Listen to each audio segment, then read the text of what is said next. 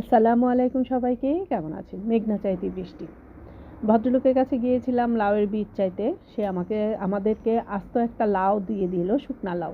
ভালোই হয়েছে, একসঙ্গে অনেকগুলি বীজ পেয়ে গেলাম এবং সে এটাও বলেছে যেটা পরের বছরের জন্য তুই লাগাতে পারবি।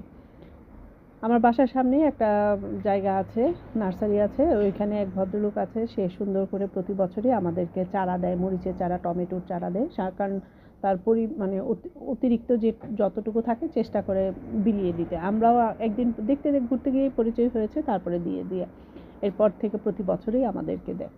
সে যাই হোক, লাউয়ের চারা তো টমেটো আর মরিচের চারা তো পাইনি, কিন্তু সে এত একটা লাউ দিয়ে দিল, এই ভিতর থেকে এতগুলি বীজ বের হয়েছে।